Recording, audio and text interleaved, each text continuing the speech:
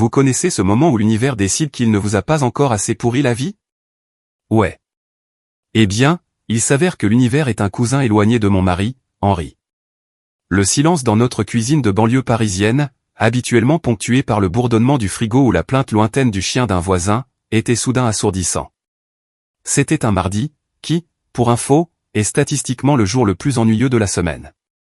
Pourtant, il a réussi à livrer le genre de rebondissement habituellement réservé à un documentaire Netflix sur les sectes. Je me tenais là, au milieu d'une gorgée de mon café tiède parce que qui a le temps pour un café chaud quand on fonctionne perpétuellement à l'épuisement et au faible espoir d'un moment de calme quand mes yeux se sont posés sur le comptoir de la cuisine, plus précisément sur une petite enveloppe sans prétention. Ce n'était pas une facture, Dieu merci, ni un prospectus pour une autre des ventes pyramidales d'un cousin d'Henri.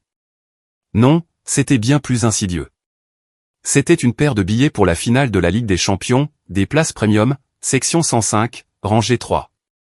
Le genre de siège qui coûte plus cher que ma première voiture, mes dernières vacances et probablement tout le sens de la conscience de soi d'Henri réunis. Mon cœur a fait un petit bond. Le genre de bond qu'on a quand on réalise qu'on a oublié de payer une facture, mais qu'on se souvient ensuite qu'elle n'est pas due avant une semaine. Un moment fugace de soulagement suivi du crash inévitable. Parce qu'aussi délicieuse que soit l'idée d'assister à la finale avec mon mari Henri, c'était un homme dont la principale contribution à tout événement sportif était de se plaindre du prix de la bière et de demander si l'animation d'avant-match était finie. Quelque chose clochait, comme un gâteau parfaitement cuit avec une odeur persistante de plastique brûlé.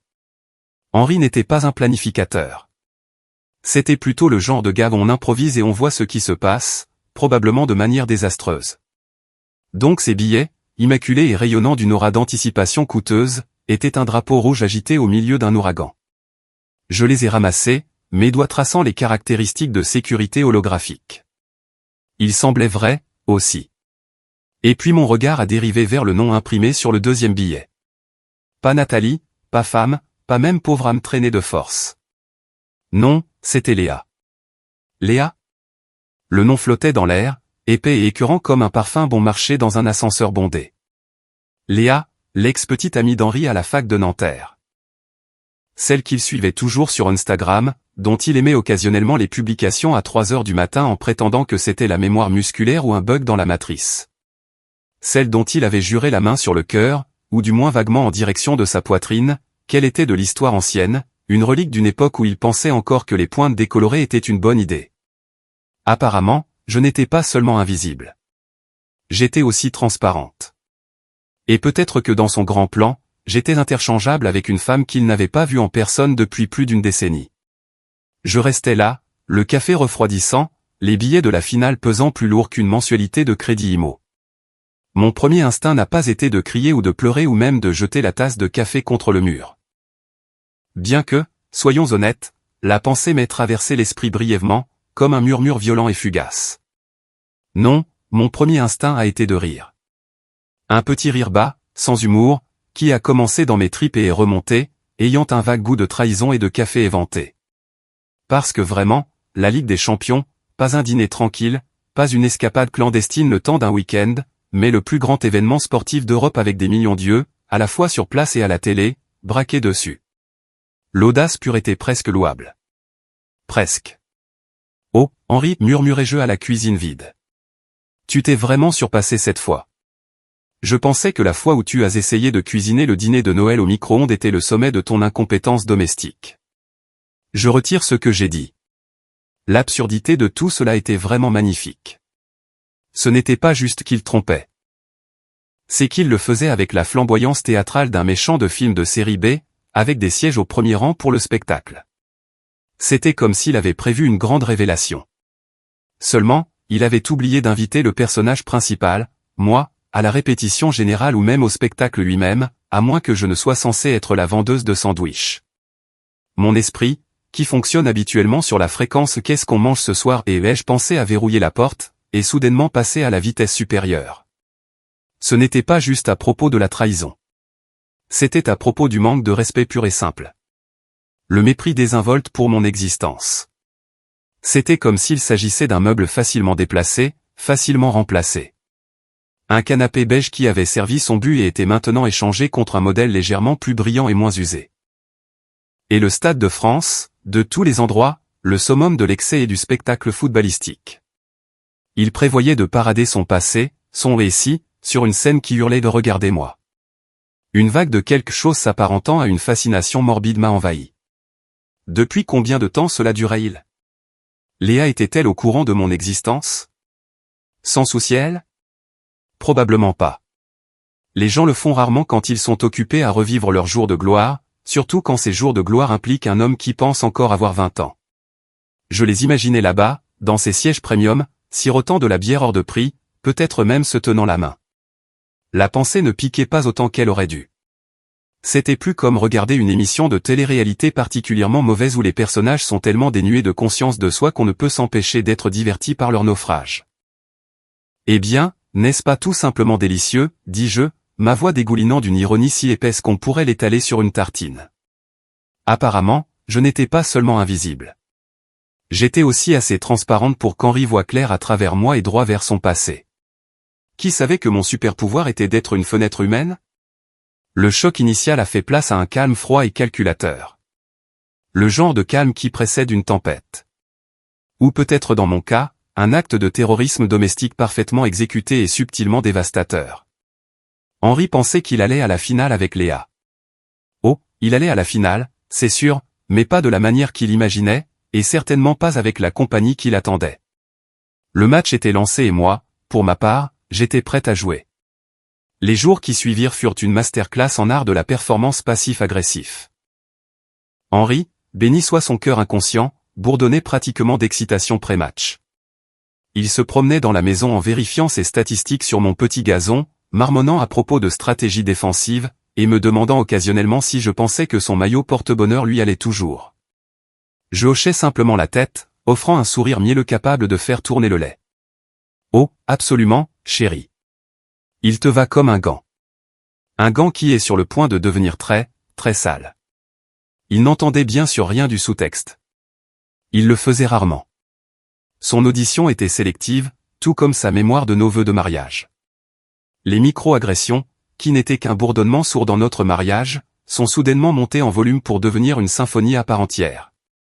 Henri laissait ses chaussettes par terre, sachant très bien que je trébucherais dessus. Il oubliait de sortir les poubelles, laissant un monument purulent à sa négligence domestique. Il avait même commencé à laisser ses bols de céréales vides sur le comptoir comme si j'étais son elfe de maison personnel. Chaque petit acte était une minuscule piqûre d'épingle, un rappel du peu de valeur qu'il accordait à ma présence, à quel point il me prenait pour acquise, et chaque piqûre d'épingle alimentait le feu de mon plan grandissant. Ma mère disait toujours que la famille était tout, ai-je songé à voix haute un soir alors qu'Henri faisait défiler son téléphone, m'ignorant. Dommage. Elle pensait que je n'étais rien quand il s'agissait du bonheur de son fils. Ou peut-être qu'elle voulait juste dire sa famille, pas celle qu'il a construite avec moi. C'est une distinction subtile, mais apparemment qui compte. Henri a juste grogné, probablement d'accord avec sa mère. L'homme était une incarnation ambulante et parlante du retard de développement, perpétuellement coincé dans un état d'immaturité du cortex préfrontal. Le gaslighting. Oh, le gaslighting. C'était un sport olympique dans notre foyer et Henri était médaillé d'or. Quand je mentionnais nonchalamment les billets de la finale, « Oh, chérie, j'ai vu ces billets sur le comptoir. Sont-ils pour ton cousin Bruno ?» C'est un si grand fan. Henri développait une soudaine et commode crise d'amnésie. Des billets? Quels billets, ma puce? Tu dois imaginer des choses. Peut-être que tu as besoin de plus de sommeil. Il le disait avec une inquiétude si sincère, un froncement de sourcils si exercé que pendant une fraction de seconde, je le croyais presque. Presque. J'ai été prise pour une imbécile, pensais-je, en le regardant nettoyer méticuleusement la casquette de son équipe préférée. Et moi qui pensais que le clown de la famille était mon oncle Gérard, qui porte encore des crocs au mariage. Il s'avère que c'était moi qui jouais le rôle de la femme dévouée pendant que mon mari était occupé à auditionner pour un rôle dans Comment se faire larguer en 10 leçons, édition Ligue des Champions. L'abandon n'était pas seulement émotionnel. Il était littéral. Henri passait de plus en plus de temps à travailler tard ou à la salle de sport, bien que je soupçonne que la salle de sport était un euphémisme pour comploter son rendez-vous galant au stade avec Léa. Je rentrais dans une maison vide, le silence faisant écho à mon détachement grandissant. C'était presque libérateur d'une manière tordue. Cela me donnait amplement le temps de comploter, de manigancer, de planifier méticuleusement la chute d'un homme qui se croyait intouchable parce qu'il possédait un abonnement à la médiocrité. Mon cercle social, les pauvres, n'était d'aucune aide. Ma meilleure amie Sophie disait, « Oh, Nathalie, tu réfléchis trop. C'est peut-être juste un truc pour le boulot. » Ma sœur, encore plus naïve, proposait, « Eh bien, tu connais Henri, il est un peu à l'ouest. » Il ne pensait probablement pas à mal. Personne ne me défendait. Personne ne voyait l'érosion lente et insidieuse de mon mariage. Il voyait Henri comme le mari aimable et un peu maladroit et moi comme la femme perpétuellement stressée. C'était un comique de répétition, une chute que j'étais fatigué de livrer. Mon mari est si attentionné. Il a prévu une escapade romantique pour lui et son ex. Et ma famille, il pensait juste que c'était Henri étant Henri. Apparemment, Henri étant Henri est un synonyme pour Henri étant un colossal abruti. J'ai commencé à voir Henri à travers un nouvel objectif, enduit d'une épaisse couche d'amusement cynique. Chaque fois qu'il se plaignait de la circulation sur le périphérique, je pensais, « Attends un peu, chérie. Tu es sur le point de frapper un véritable embouteillage de conséquences. » Chaque fois qu'il se vantait de ses relations au travail, je l'imaginais essayant d'utiliser ces relations pour se sortir du pétrin qu'il était sur le point de créer. C'était une caricature, un panneau publicitaire ambulant pour le sentiment d'appartenance masculine. Et moi, sa femme souffrant depuis longtemps, j'étais sur le point de débrancher son petit spectacle. Les billets de la finale étaient dans un tiroir de ma table de nuit, un rappel constant et tangible de sa trahison. Je les regardais parfois, imaginant le visage de Léa, probablement les yeux humides et nostalgiques, assise à côté d'Henri, se prélassant dans la lueur de son attention pathétique. La pensée ne me mettait plus en colère. Elle me rendait déterminé. Déterminé à transformer leur petite comédie romantique en une tragédie burlesque. J'ai commencé à faire mes recherches, pas seulement sur les plans de salle du Stade de France, bien que ce soit crucial, mais sur les habitudes d'Henri, ses vulnérabilités, ses peurs les plus profondes et les plus sombres. Il s'avère que sa peur la plus profonde n'était pas de me perdre ou même de perdre son emploi. C'était l'humiliation publique, la pensée d'être vu comme moins que l'homme prospère et organisé qu'il prétendait être. Et ça, mes amis, c'était une mine d'or. Plus je l'observais, plus il semblait pathétique. Il était comme un enfant qui se déguise, convaincu qu'il est un adulte. Et moi, l'adulte dans la pièce, j'étais sur le point de lui enlever ses jouets et de les remplacer par une surprise très inconfortable, très publique et très malodorante. La finale n'était plus juste un jeu. C'était une scène et j'étais sur le point de voler la vedette à Henri, à Léa et à tous ceux qui pensaient que j'étais juste un personnage d'arrière-plan dans ma propre vie. Ma souffrance, demandez-vous? Oh, je l'ai ironisé. Je l'ai transformé en un sketch de stand-up que je jouais pour moi-même sous la douche. Tu sais que tu as touché le fond quand ton mari prévoit un rendez-vous romantique avec son ex à la finale de la Ligue des Champions, lançais-je, frottant mes cheveux avec vengeance. Et moi qui pensais que mon plus gros problème était de trouver des chaussettes assorties. Il s'avère que c'était de trouver un mari qui n'était pas un cliché ambulant. Mon plan n'était pas seulement une question de vengeance.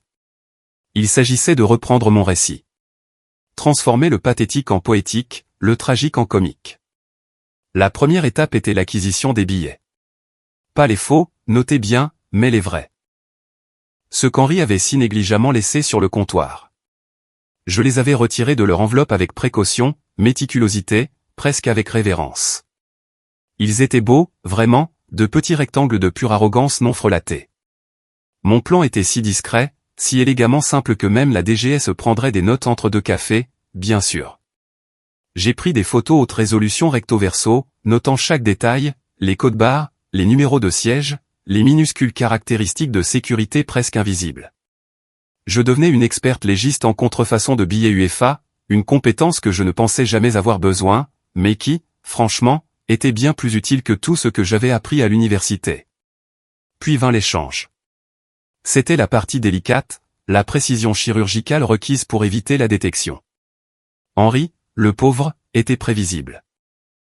Il gardait toujours les documents importants dans son haut tiroir d'homme, un abysse chaotique de vieux reçus, de câbles de charge emmêlés et de collations douteuses. Un soir, alors qu'il était absorbé par un épisode particulièrement palpitant de C'est du propre, je me suis glissé dans son bureau. Mon cœur ne battait pas la chamade de peur, mais d'une anticipation grisante comme un enfant la veille de Noël, sauf qu'au lieu de cadeau, je livrais un type de charbon très spécial. J'ai trouvé les billets originaux soigneusement rangés dans un dossier étiqueté et trucs importants parce que la subtilité n'était pas le fort d'Henri. D'une main exercée, je les ai remplacés par mes faux savamment conçus. Ce n'était pas de simples photocopies. Oh, non. C'étaient des œuvres d'art. J'avais passé des heures en ligne à rechercher les types de papier, les densités d'encre et la nuance précise de bleu corporatif utilisée par l'UEFA. Les faux semblaient identiques aux originaux, jusqu'au bord légèrement effiloché où Henri les avait probablement manipulés. La seule différence, les codes barres, les numéros de siège et la section. Eh bien, tout ce qui comptait. Les nouveaux billets, ceux qu'Henri tiendrait réellement, étaient pour la section 543, rangée des aides, juste à côté des toilettes portables. Le genre de siège où l'on pouvait pratiquement sentir le désespoir des fans. Et certainement sentir le. Enfin, vous voyez le tableau. Je me suis même assuré que la vue depuis ces sièges soit obstruée par une enceinte géante parce que si vous devez être misérable, autant être agressé auditivement pendant que vous y êtes. Il pense qu'il va siroter du champagne dans le salon VIP, songez-je, admirant mon travail. Au lieu de cela, il va inhaler l'arôme piquant du regret et des hot-dogs rassis et probablement beaucoup d'autres choses auxquelles je ne veux pas penser. C'est poétique vraiment, une symphonie de souffrance juste pour lui. La phase suivante consistait à trouver mon cavalier. Cela nécessitait un autre type de finesse. J'avais besoin de quelqu'un de reconnaissable, quelqu'un qui ferait tomber la mâchoire d'Henri. Quelqu'un qui criait le surclassement. Et qui de mieux qu'une légende de l'équipe adverse. J'ai passé un temps ridicule à faire défiler les nouvelles sportives, les potins de célébrités et même de vieilles séquences de matchs. J'avais besoin de quelqu'un avec une personnalité publique qui était à la fois charmante et légèrement rebelle. Quelqu'un qui ne serait pas contre un peu de flamboyance théâtrale. Et puis je l'ai trouvé, le meneur de jeu. Un numéro 10 retraité connu pour ses jeux incroyables et ses phrases hors terrain tout aussi incroyables. C'était une légende locale toujours aimée des fans et notoire pour se montrer dans des endroits inattendus. Il se trouvait aussi être l'ami d'un ami d'une amie, ce qui dans le monde alambiqué des cercles sociaux du tout Paris était pratiquement la famille. La conversation avec l'ami de mon ami était inestimable. Donc, tu veux inviter nom de la légende à la finale comme cavalier ?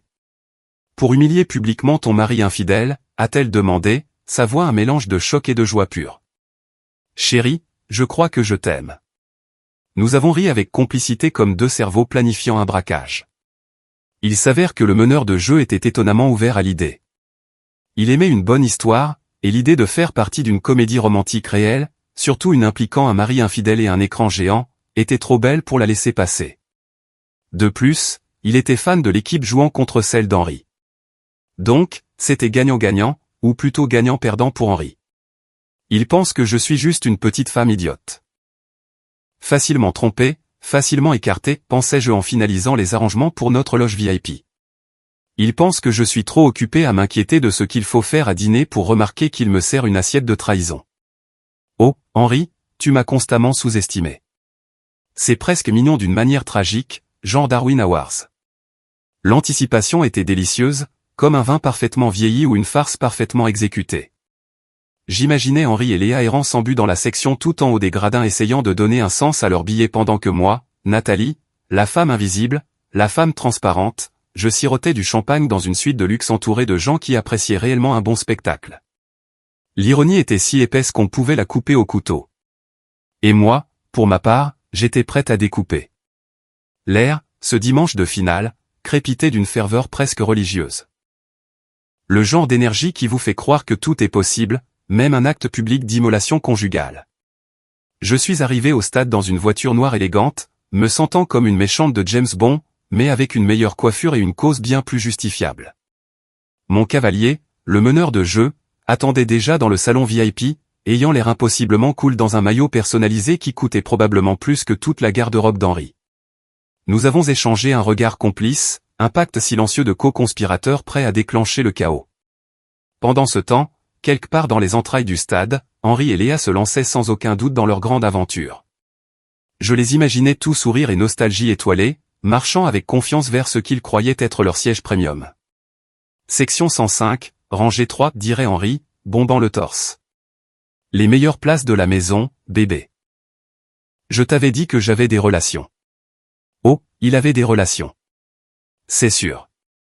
Des relations avec des toilettes portables très, très malodorantes. Le match a commencé, une cacophonie d'acclamations et de huées, mais mes yeux étaient rivés sur l'écran géant, attendant mon signal. Le meneur de jeu, toujours l'homme de spectacle, charmait déjà tout le monde dans notre suite. Il avait un charisme naturel qui faisait passer Henri pour une serpillière humide. Alors, Nathalie, dit-il en se tournant vers moi avec une étincelle dans les yeux. Prête pour ton gros plan? Et puis c'est arrivé. La caméra a balayé la section VIP, s'attardant un instant sur notre suite. Et j'étais là, Nathalie, la femme invisible, la femme transparente, assise à côté d'une légende vivante, un homme dont le visage était instantanément reconnaissable par des millions de personnes. J'ai souri, un sourire lent, délibéré, totalement triomphant, et j'ai levé mon verre dans un faux toast. Le meneur de jeu, un vrai professionnel, s'est penché et a chuchoté quelque chose à mon oreille, me faisant rire. Un rire authentique, non forcé, qui a probablement résonné à travers le stade. L'écran géant, cette magnifique bête d'affichage public, a ensuite coupé sur un plan de la foule zoomant sur diverses réactions de fans. Et puis un coup de génie pur et simple de l'équipe de tournage, ou peut-être un tuyau très bien placé de l'ami de mon ami. La caméra les a trouvés, Henri et Léa. Ils étaient dans la section 543, rangée Jedjed, juste à côté des toilettes portables perpétuellement occupées. Henri, l'air totalement ahuri, tenait son billet, scannant les numéros, son visage un masque de confusion. Léa, pendant ce temps, s'éventait avec un programme, son expression un mélange de dégoût et d'irritation croissante. L'odeur, imaginais-je, était vraiment quelque chose. La caméra a zoomé davantage, capturant la recherche frénétique et désespérée d'Henri pour ses vrais sièges. Ses yeux fuyant comme un rat coincé. Il marmonnait probablement, ça ne peut pas être vrai. Ce ne sont pas nos sièges. Il doit y avoir une erreur. Oh, il y avait une erreur, Henri. Tu l'as faite. Le contraste était glorieux. Sur un écran, moi rayonnante et riant avec une légende du football.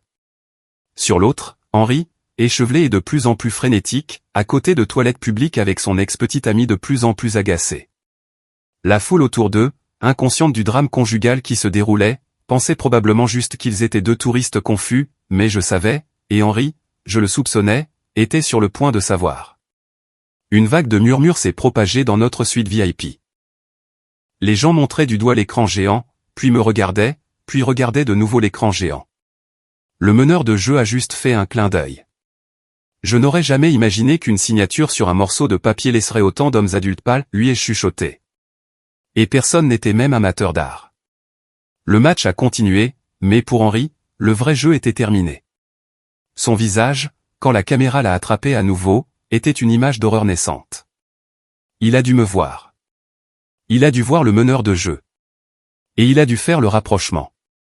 Réalisant que son grand geste romantique venait de se retourner contre lui de manière spectaculaire, faisant de lui un spectacle public d'un autre genre, il avait l'air d'avoir avalé un citron et réalisé que c'était en fait une grenade dégoupillée.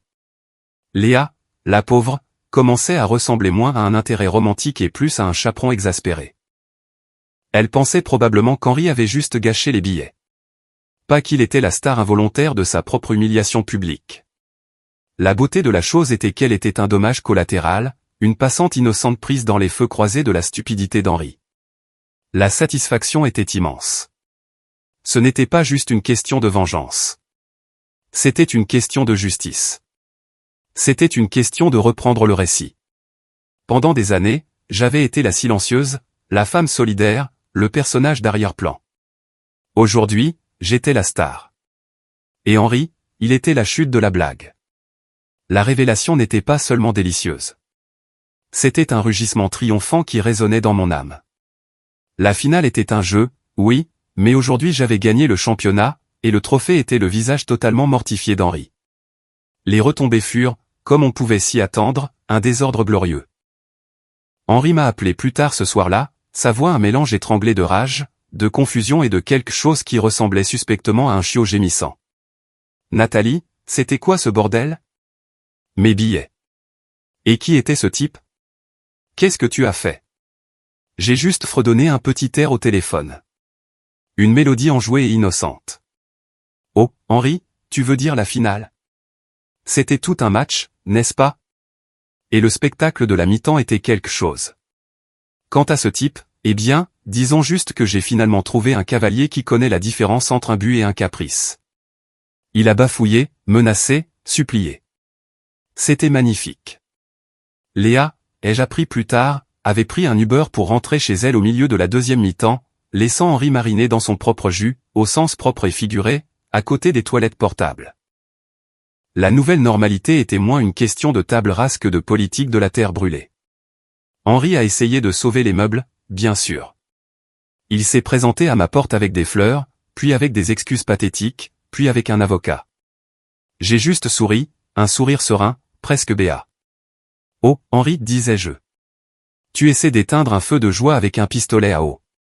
C'est mignon, mais finalement futile. » Les papiers du divorce ont été servis rapidement, proprement et avec un niveau d'efficacité qui ferait pleurer de joie un horloger suisse. L'incident de la Ligue des Champions, comme il fut connu, était une pièce à conviction plutôt convaincante en ma faveur. Il s'avère que l'humiliation publique peut être assez persuasive devant un tribunal, surtout quand elle implique un écran géant et une légende du football. Ma famille, qui avait auparavant été si prompte à rejeter mes préoccupations, a soudainement développé un sens aigu du recul. « Oh, Nathalie, on a toujours su qu'Henri était un peu bizarre, disait ma sœur comme si elle n'avait pas passé les 5 dernières années à me dire d'être patiente avec lui. Ma mère, la pauvre, a même offert des excuses timides pour ne pas l'avoir vu plus tôt. J'ai juste hoché la tête, les laissant se vautrer dans leur sagesse tardive. C'était presque attachant, leur tentative désespérée de réécrire l'histoire. Presque. La vie après Henri était étonnamment calme et propre. Plus de chaussettes par terre, plus de bols de céréales vides, et certainement plus de billets surprises pour la finale pour des ex-petites amies. Mon appartement semblait plus léger, plus lumineux, rempli de mes propres choix, de mes propres bizarreries. J'ai commencé à prendre des cours de peinture, quelque chose dont Henri s'était toujours moqué. J'ai adopté un chat ridiculement poilu nommé Meneur en l'honneur de mon co-conspirateur. Il était, par coïncidence, tout aussi opiniâtre et indépendant que son homonyme. Je réfléchissais aux conséquences, non pas avec amertume, mais avec un amusement ironique. Henri avait perdu sa femme, sa dignité et probablement une bonne partie de son amour-propre. Léa avait perdu une romance potentiellement ravivée et gagné une vie entière de traumatismes liés au football. Et moi, j'avais gagné ma liberté, ma voix et une histoire vraiment épique à raconter lors des dîners.